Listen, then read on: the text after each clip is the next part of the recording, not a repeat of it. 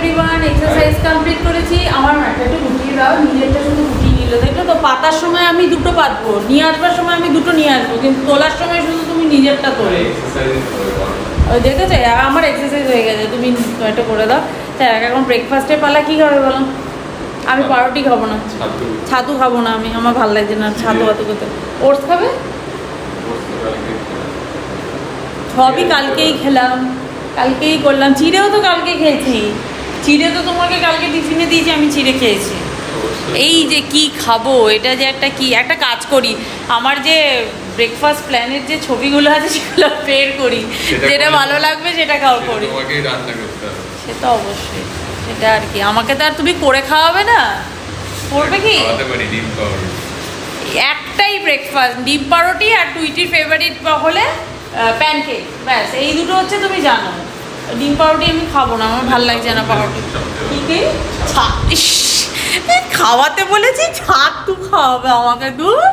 কালকে রাতে বানিয়েছিলাম ধোসা, সব কিছু ইনগ্রিডিয়েন্টস যখন ছিলই, সেই জন্য এটাই আজকে হয়ে গেল আমাদের ব্রেকফাস্ট।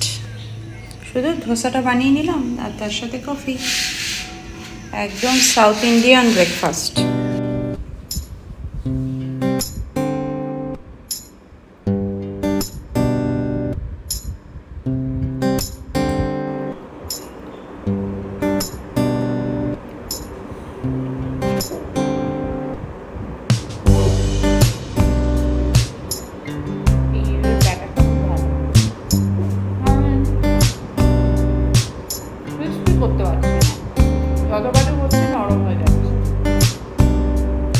গেল বাজারে, আর আমাদের তো ব্রেকফাস্ট করা হয়ে গেছে, প্রান্তিক ব্রেকফাস্ট করেই বেরোলো। আমি শুধু ভাবছি যে কি রান্না করি আজকে। আমার এমন ওয়েদার, রান্নাবান্না করতেই ইচ্ছা করছে না, আর এই ওয়েদারে শুধু মনে হয় খিচুড়ি টাইপের কিছু খাই। কিন্তু এখন যদি আমি খিচুড়ি রান্না করি না, টুইটি স্কুল থেকে এসে খাবে, আর সেটা ঠান্ডা হয়ে গেলে খেতে ওর ভালো লাগবে না। তো তাই জন্য ভাবলাম, আর বলে গেছে আজকে চিকেন রান্না করতে হবে, কারণ টানা এই উইকে একদিন ওকে চিকেন খাওয়ানো হয়নি, পুরো ফিশের ওপর দিয়ে গেছি, সেই জন্য ওর একদম আর ভাল লাগছে না ফিশ খেতে। সেই জন্য ভাবলাম চিকেনের একটা গ্রেভি মতো বানিয়ে রাখি, যেটা রাতে খাওয়া হয়ে যাবে, আর এইদিকে একটু চিকেন পোলাও বা এরকম একটা কিছু বানিয়ে দিই, তাহলে দুপুরে খাওয়াটা হয়ে যাবে। তাহলে মানে চিকেন যখন রান্না করছি এমনভাবে করব যাতে রাতেও হয়ে যায়, কারণ দুবেলা রান্না করতে আমার ভাল লাগছে না। মানে সন্ধ্যেবেলাটা একটু কাচের চাপটা বেশি থাকে তো, আর টুইটির পড়াটারাও থাকে, সেই সব দিকটাও দেখতে হয়। সেই জন্য সব কাজ একসাথে পড়ে গেলে আমার না রীতিমতো হিমশিম লেগে যায়। আর আজকে আবার রাত্রিবেলা ভিডিও এডিটিংও আছে, সুতরাং সব কিছু মিলিয়ে মিশিয়ে কাজের চাপটা বেশ ভালোই পড়ে যায় সন্ধ্যেবেলার পর থেকে। তো সেই জন্য ভাবলাম রাতের রান্নাটা, মানে রুটিটা তো অবশ্যই করতে হবে, তার যদি মেন জিনিসটা রান্না করা থাকে তাহলে অনেক ইজি হয় আর কি। কারণ পড়াতেও না আটা মাখা, রুটি করা এগুলো করা যায়। মেঘলা আকাশ, পাখিগুলো কিচির পিচির করে ডাকছে, আর বৃষ্টি তো সেই সকালবেলা ভোরবেলার দিকে একবার হয়েছে। আমি যখন ভোরবেলা উঠলাম তখন একবার বৃষ্টি হচ্ছিল, খুব হালকা হালকা বৃষ্টি হচ্ছিল। এই যে শুনতে পাচ্ছ পাখির ডাকটা, এই পাখির ডাকটা আমার খুব ভালো লাগে, ভীষণ ভালো। আমার ফ্ল্যাটে যেই এসেছে না, সে আমাদের এই ঘরে বা টুইটির ওই ঘরে বসে একটা কথাই বলেছে, এখান দিয়ে এত মিষ্টি ঠান্ডা হাওয়া আসছে, আর এই যে পাখির একটা কিচির কিচির আওয়াজ, তারপর হচ্ছে প্রচুর অক্সিজেন, সেইটা না সবাই ভীষণ পছন্দ করে। যে আসে সে আগেই জানলার এখানটা দাঁড়িয়ে খানিকক্ষণ দাঁড়াবে, চারিপাশটা তাকাবে, কি বলবে কলকাতা অঞ্চলে এত গ্রিনারি সত্যিই দেখা যায় না। সত্যি কথা বলতে তো আমার নতুন ফ্ল্যাটে গেলেও পিছন দিকটাতে অনেকটা গ্রিনারি দেখা যায়, সামনে দিয়ে জানলা দিয়ে এত গ্রিনারি ওখানে কিন্তু দেখা যায় না। আর ওখানে একটু বিল্ডিংটাই বেশি দেখা যায়। তবে হ্যাঁ, গ্রিনারি যেটা দেখা যায় সেটা হচ্ছে অ্যাপার্টমেন্টের মধ্যে যে ডেকোরেশন করেছে গাছ দিয়ে, সেটাই দেখা যায়, কিন্তু এতটা গ্রিনারি ওই জায়গাটা দেখা যায় না। তো যাই হোক, যখন আমরা ওই বাড়িতে চলে যাব তখন আমি এই গ্রিনারিটাকে ভীষণ মিস করব। যখনই মিস করব তখনই চলে আসবো এখানে। এখানে আমি চিকেনটাকে দুরকমভাবে রান্না করব, সেই জন্য আমি দু জায়গায় ম্যারিনেট করব। ফার্স্টে এখানে একটু বোনলেস চিকেন যেগুলো থাকে সেগুলো নিয়েছি, এটা দিয়ে একটা রাইসের রেসিপি বানাবো, আর এটা দিয়ে গ্রেভিটা বানাবো। এটার মধ্যে লেগ পিস বা বড় পিস যেগুলো আছে সেগুলোকে নিয়েছি।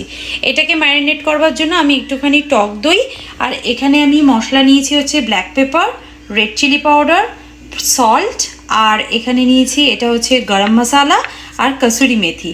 এগুলো দিয়ে এই চিকেনটাকে ম্যারিনেট করব। আর এই চিকেনটাকে ম্যারিনেট করবার জন্য এখানে শুধু ব্ল্যাক পেপার, একটু সল্ট আর রেড চিলি পাউডার এগুলো দিয়ে ম্যারিনেট করে নেবো। আর এই চিকেনের দুটো ম্যারিনেশনের মধ্যে আমি অ্যাড করব একটু করে আদা বাটা। এটা আমি বের করতে ভুলে গেছিলাম, সেই জন্য এখন একটুখানি আদা বাটা আমি অ্যাড করে দিচ্ছি। এই দুটোর মধ্যে আমি একটু একটু করে আদা বাটা অ্যাড করে দিলাম। তারপর যার যা ইনগ্রিডিয়েন্টস আমি রেডি করে রেখেছি জাস্ট এগুলো ওর মধ্যে দেব আর ভালো করে মিক্স করে রেখে দেবো। এর মধ্যে অ্যাড করে দেবো এর মশলাগুলো। এখানে দই আমি ঘরে পাতি, বেশ ভালোই দই বসে, আপাতত ভালোই বসছে, যাই হোক। তো এই দইটার মধ্যে অ্যাড করে দেবো। দই দিয়ে দিয়েছি আর এই বাকি ইনগ্রিডিয়েন্টসগুলো এর মধ্যে অ্যাড করে দেবো। কড়াই বা কুকারের মধ্যে আমি একটুখানি সর্ষের তেল দিয়েছি, এর মধ্যে অ্যাড করে দিচ্ছি একটুখানি জিরে, অ্যাড করব তেজপাতা, একটা শুকনো লঙ্কা আর কিছু গরম মশলা। গরম মশলা অ্যাড করে দিয়েছি। এরপর ভালো করে এটাকে একটু নাড়াচাড়া করে নিচ্ছি। এরপর এর মধ্যে অ্যাড করে দিচ্ছি একটু পেঁয়াজ।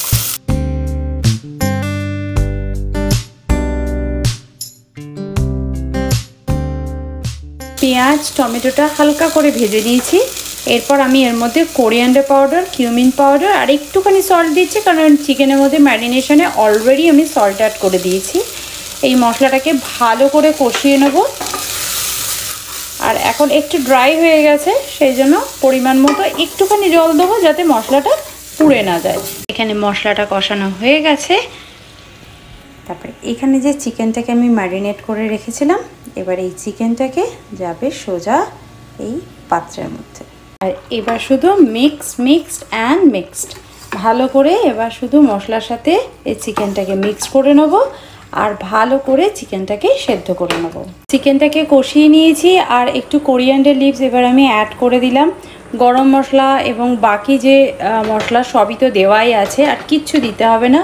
তোমার যদি মনে হয় গ্রেভিটা এতটা দরকার নেই তাহলে একটুখানি শুকিয়ে নিতে পারো, বাট এই যে গ্রেভিটা হয়েছে, মানে যে জলটা বেরিয়েছে না, এটা সম্পূর্ণ দই আর চিকেনের জন্যই বেরিয়েছে। আমি কোনো এক্সট্রা জল আমি অ্যাড করিনি। আর এই চিকেনের ঝালটা কিন্তু হবে পুরোটাই ব্ল্যাক পেপারের ঝালটা। তো একটু ব্ল্যাক পেপারটা আমার মনে হয় অ্যাড করতে হবে, কারণ খুব একটা ঝাল হয়নি, আমি টেস্ট করে দেখেছি। তো অ্যাকচুয়ালি আমার ঝালটা একটু কমই দিতে হয়। একদম ঘরোয়া রান্না, টেস্টি হবে, হেলদি হবে, তবেই ভালো লাগে। বেশি করে খেলেও তখন আর প্রবলেম হয় না। কিন্তু যদি কোনো বাড়িতে লোকজন আসে, গেস্ট আসে, তাকে যদি এই রেসিপিটা তোমরা বানিয়ে খাওয়াতে চাও, তাহলে এর মধ্যে একটু কাজু বাদাম বাটা আর একটুখানি ঘি অ্যাড করে দেবে, টেস্টটা আরও 100 গুণ বেড়ে যাবে।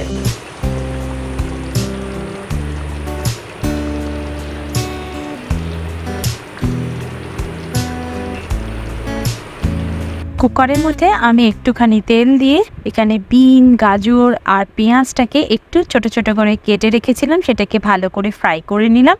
আর তার মধ্যে ম্যারিনেট করা চিকেনটাকেও অ্যাড করে দিলাম। সব কিছুকে খুব ভালো করে মিক্স করে নেবো আর হালকা করে ফ্রাই করে নিয়েছি। চিকেনের কালারটা চেঞ্জ হয়ে গেছে। এখানে বাসমতি চাল ধুয়ে রেখেছিলাম, সেটাকে আমি অ্যাড করে দিয়ে চাল যতটা নিয়েছি তার ডবল পরিমাণে জল দিয়ে আমি ভালো করে একটু নাড়াচাড়া করে নেবো। দিয়ে প্রেশার কুকারের ঢাকনাটা আটকে জাস্ট একটা সিটি দিয়ে নেবো। ঝটপট খুব সুন্দর চিকেন পোলাও রেডি। আজকে লাঞ্চ করার অনেকটা দেরি হয়ে গেল।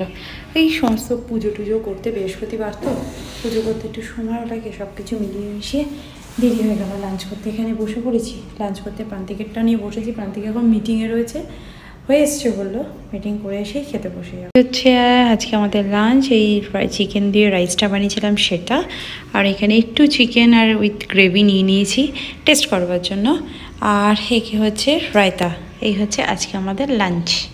চিকেনটা বানিয়েছিলাম রাতের জন্য, তারপরে দেখলাম অনেকটাই চিকেন হয়ে গেছে, রাতে খেয়ে শেষ হবে না, সেই জন্য ভাবলাম দুপুরেও দুটো করে চিকেন খাওয়া হয়ে যাবে, আর কেমন হয়েছে একটু টেস্ট করেও দেখা যাবে। আমি তো শুধু ঝোলটা টেস্ট করেছি, বাট চিকেনটা ঠিক আছে কিনা সেটাও দেখে আনা যাবে। তো যাই হোক, চলো এখন আর বেশি বক করবো না, চটপট করে খাই। আর টুইটিকে আবার আনতেও যেতে হবে, অনেকগুলো কাজ আছে।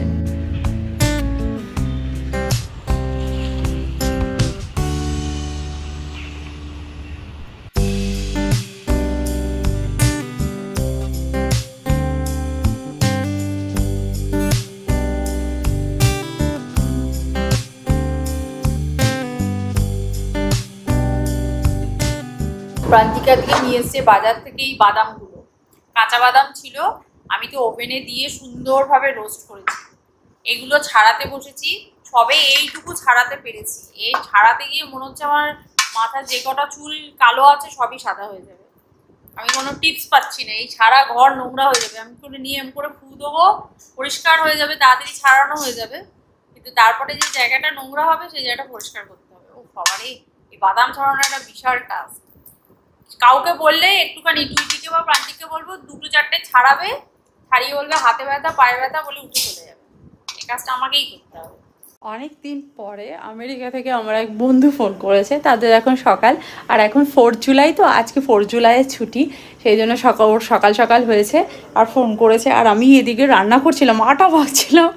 আটা মাখতে মাখতে ফোন ধরেছি, অনেকক্ষণ ধরে গল্প করছি, প্রায় ঘন্টাখানেকের ওপর হয়ে গেছে। যাই হোক, গল্প টল্প করলাম। আর টুইটি তখন পড়ছিল, তো টুইটি ম্যাডাম এসেছিলো, পড়ছিল। তারপর টুইটি একটু রেস্ট নিল, তারপর আবার যথারীতি ম্যাথসের প্র্যাকটিস ক্লাস শুরু হয়ে গেছে ওর। আমি এদিকে আটা ফাটা মেখে নিয়েছি, এবার বানাবো ডিনারের তো বলেইছিলাম আজকে আমার কোনো তাড়া নেই, কারণ চিকেনটাও বানানোই রয়েছে, আর শুধু রুটিটা করলেই হয়ে যাবে। আর আজকে না রুটিটা আমি আটার সঙ্গে রাগি পাউডার মিশিয়েছি। প্রান্তি কিনে এনেছে, আমি 2-3 দিন ধরে বলছিলাম এই মান্ত্রার যে হয় আছে না, ওই রাগি পাউডারটা কিনে এনেছে। এটা এখন আমার ঢালার জন্য কোটো খুঁজতে হবে। আমার বাড়িতে এখন কোটোর এত অভাব, মানে আমার কানাডাতে এতগুলো কাঁচের কন্টেনার ছিল, আমি কাঁচের কন্টেনারগুলো ফেলে দিলাম। আমি এই কথাগুলো যখন মাকে বলি না, মা বলে কাঁচের কন্টেনার ফেলে দিচ্ছি। আমি হ্যাঁ, শুধু মেসেঞ্জার ছিল, এমনি সেমনি কন্টেনার, আমি সবকটা মেসেঞ্জার ছিল। আমি সব ওয়ালমার্ট থেকে পুরো সেট কিনেছিলাম, ওয়ালমার্ট থেকে, অ্যামাজন থেকে। তো এখন আমার এখানে কন্টেনারের অভাব। অ্যাকচুয়ালি কী বলো তো, আমি এখন কাঁচের কন্টেনার ইচ্ছা করলেই অ্যামাজন থেকে অর্ডার দিলে আমার চলে আসবে, কিনে নিতে পারি।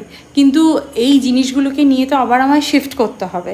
সেই জন্য এখন যেগুলো আছে আমি সেগুলোকেই, কিচেনের কোনো নতুন জিনিস আমি কিনছি না, কারণ নিলেই আবার সেগুলোকে ধরে ধরে শিফট করতে হবে। কাঁচের জিনিস বাই চান্স যদি ভেঙে যায় তাহলে তো একদম জিনিসটা নষ্ট হয়ে যাবে, সেটটাই নষ্ট হয়ে যাবে।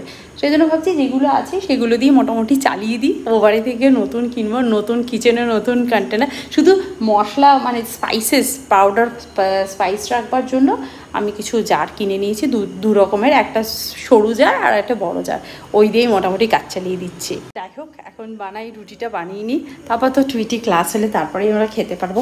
এখন রান্নাঘরে দাঁড়িয়ে আটা মাখতে পারছি, রুটি করতে পারছি, বিশাল ব্যাপার। গরম লাগছে না, এই ওয়েদারটা আমার ভীষণ ভালো লাগছে। আর সত্যি কথা, এত গরমের পর বৃষ্টিটা সত্যিই সবার ভালো লাগছে। আর এই জন্য আমার কলকাতার ওয়েদার এত ভালো লাগে, এত ভ্যারাইটি, একটা না ঠান্ডাও নয়, একটা না গরমও নয়, মিক্সড ওয়েদার। আর কানাডাতে ঠান্ডা ঠান্ডা, ঠান্ডার পর খুব ঠান্ডা, তারপরে একটু ঠান্ডা, তারপরে আবার ঠান্ডা, ঠান্ডাতেই পুরো ভরে থাকে। এই টাইমটা কানাডায় ওয়েদারটা বেটার। তবে বিকেলবেলা ওই যে বেরোলে মনে হয় একটু ফুলাতো জামা পরে এলে ভালো হতো, ঠান্ডা ঠান্ডা হাওয়া দিত। তো চলো, আজকে ভিডিওটা তাহলে এখানেই এন্ড করছি, দেখা করছি নেক্সট ব্লগে। ততক্ষণের জন্য তোমরা খুব ভালো থেকো, সুস্থ থেকো, আর লাইফটাকে এনজয় করো। Bye bye, see you in next video, by.